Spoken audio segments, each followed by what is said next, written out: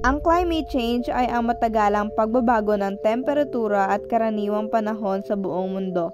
Ibig sabihin, unti-unti nang umiinit ang mundo at nag-iiba ang klima dahil sa mga gawain ng tao, tulad ng paggamit ng fossil fuels, pagdami ng polusyon at pagputol ng kagubatan na nagdudulot ng pagdami ng greenhouse gases sa atmosfera.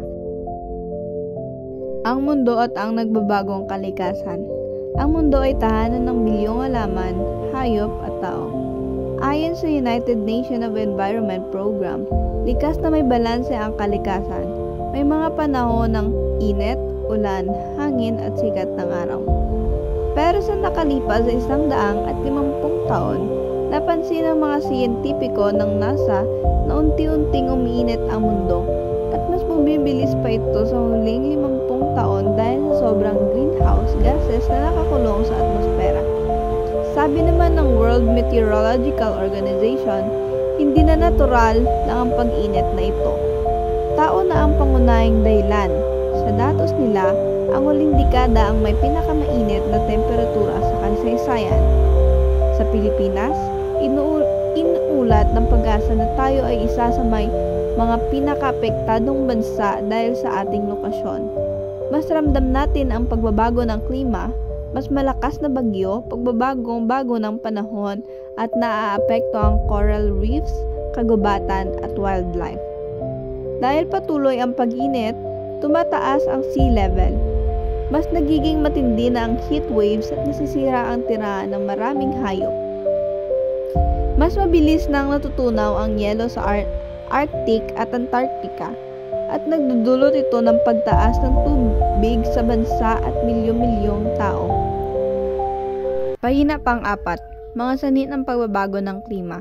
Sinabi ng Intergovernmental Panel on Climate Change na ang pangunahing dahilan ng pagbabago ng klima ay greenhouse gases na gawa ng tao, lalo na ang carbon dioxide, methane at nitrous oxide.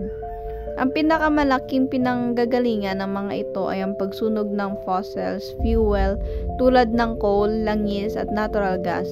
Ayon sa United States Environmental Protection Agency, 75% ng global carbon dioxide emission ay mula sa kuryente at transportasyon.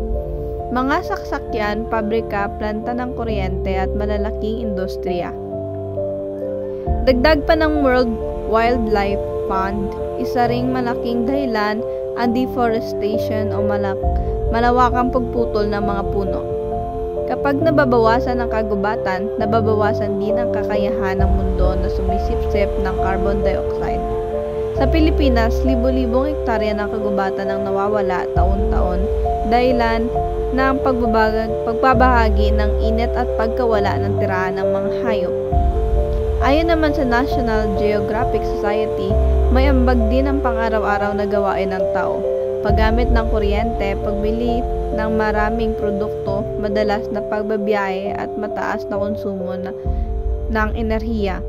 Kahit maliit na gawain, kapag pinagsama-sama sa buong mundo, magdudulot ng malaking epekto sa klima. Pahina pang-5, mga epekto ng climate change sa kalikasan. Ayon sa United Nations Development Program, ang nagpapabago ng klima ay nagdudulot ng matinding panahon ng nagbabanta sa seguridad ng pagkain. Dahil sa hindi maayos na pag-ulan, mas mahabang tagtuyot at malakas na bagyo, ang mga magsasaka ay hirap makapag-ani. Inuulat ng Food Chain Agriculture Organization na bumababa ang produksyon ng bigas, gulay at prutas dahil ang mga halaman ay hindi makapag-adapt sa biglaang pagbabago ng panahon. Sa kalusugan, sinasabi ng World Health Organization na tumataas ang sakit na may kinalaman sa sobrang init tulad ng heat exhaustion at dehydration. Kapag naman may pagulan at baha, lumalaganap ang sakit tulad ng leptospirosis at dengue. Sa karagatan, ayon sa Ocean Conservancy, tumataas ang temperatura ng dagat na nagiging sanhi ng coral bleaching kung saan namumutla at namamatay ang coral reefs. Pahina pang-6, mga paraan upang labanan at pangalagaan ang kalikasan. Ayon sa Department of Environment and Natural Resources, ang pagtatanim ng puno ay isa sa pinakamabisang paraan upang mabawasan ang epekto ng climate change. Ang mga puno ay natural na sumisipsip ng carbon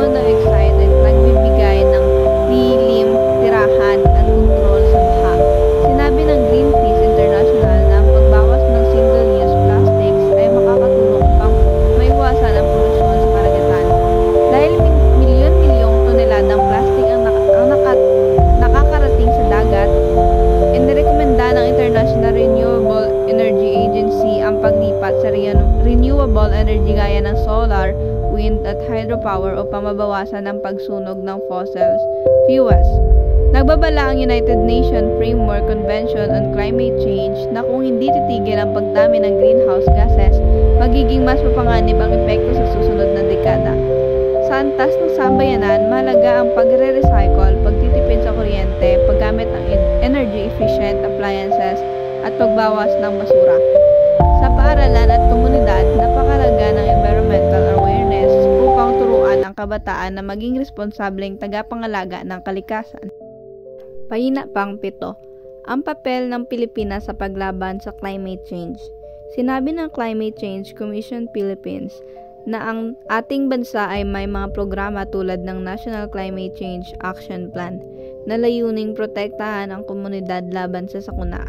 Ayon sa Department of Science and Technology, ang Project NOAA ay iba't pang hazard mapping programs ay tumutulong na magbigay ng babala bago dumating ang mga bagyo at pagbaha.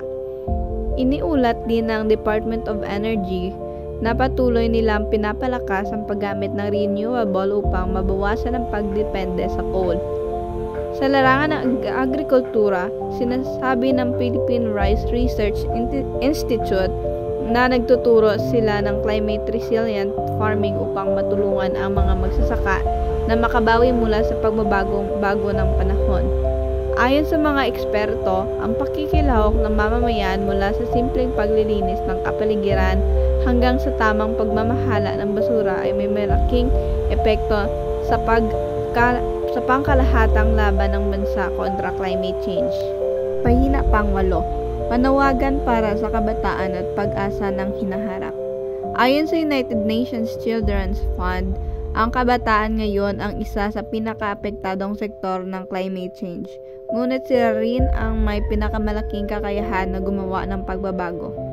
Sinabi ng Youth Climate Movement na ang mga proyekto ng kabataan gaya ng tree planting, clean-up drives at climate education ay may malaking ambag sa pagbaba ng polusyon at pagprotekta ng kalikasan.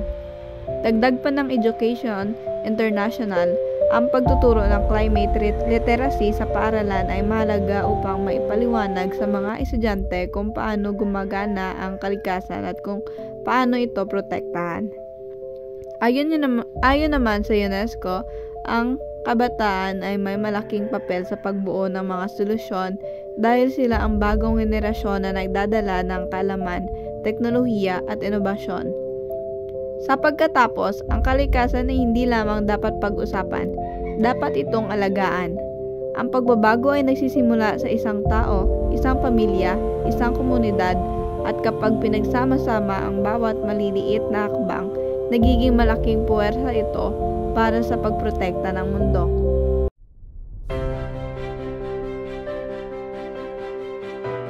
Ang kalikasan at pagbabago ng klima ay may malinaw na mensahe tungkol sa mabilis na pagbabago ng mundo dahil sa mga ginagawa ng tao. Tumataas ang init ng panahon, lumalakas ang mga bagyo, humahaba ang tagtuyot at bigla namang dumadami ang pagbaha. Marami sa mga pagbabagong ito ay magagaling sa mga polusyon, pagputol ng mga puno at labis na paggamit ng likas na yaman. Ipinapaalala ng paksa na ang kalikasan ay may hangganan at ang pagtuloy na pagsira rito ay nagbabawas sa kakayahan nitong alagaan ang mga tao, hayop at halaman. Ang mensahe ay malinaw at diretsong sinasabi na ang kalikasan ay nangangailangan ng tulong at dapat tayong kumilos habang hindi pa huli ang lahat. Ang paksa ay pinapaliwanag sa paraang malinaw at madaling maunawaan. Ipinapakikita nito ang bawat kilos ng tao ay may epekto sa klima. Ang usok mula sa sasakyan at pabrika, ang pagsusunog ng basura at ang pagputol ng mga puno ay nagdadagdag sa init na naiipon sa mundo. Ipinapakita rin ng artikulo kung bakit nagiging pabago-bago ang panahon. May mga araw na napakainit tapos biglang uulan ng malakas, may mga bagyong mas malakas kaysa sa dati at may panahon namang halos walang ulan. Ang ganitong paraan ng pagpapaliwanag ay tumutulong sa mambabasa na maunawaan na ang pagbabago ng klima ay hindi lamang isang isyu sa balita, kundi sa bagay na nararanasan ng lahat araw-araw. Dahil dito, mas nagiging malinaw ang dahilan kung bakit kailangan ang pangangalaga sa kalikasan. Kapag pinagsama-sama ang lahat ng impormasyon tungkol sa kalikasan at pagbabago ng klima, makikita na ang problema at solusyon ay parehong nagmula sa tao. Ang paglala ng klima ay resulta ng sama-samang epekto ng iba't ibang gawain ng tao at hindi ito kayang ayusin ng isang tao o isang bansa lamang. Kailangan ng tulong-tulong ng pagkikilos tulad ng pagtatanim ng mga puno, tamang pagtatapon ng basura, pag-iwas sa sobrang paggamit ng plastic, pag-alaga sa mga kagubatan at dagat, pagpili ng mas malinis na pamamaraan ng pamumuhay. Ang kabuuang aral ay malinaw.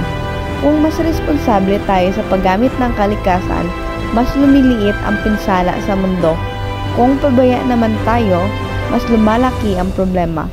Sa huli, ang synthesis ay nagsasabi na may pag-asa pa ang mundo basta magsimula tayo sa mga simpleng at tuloy-tuloy na paraan ng pag-aalaga sa ating kapaligiran.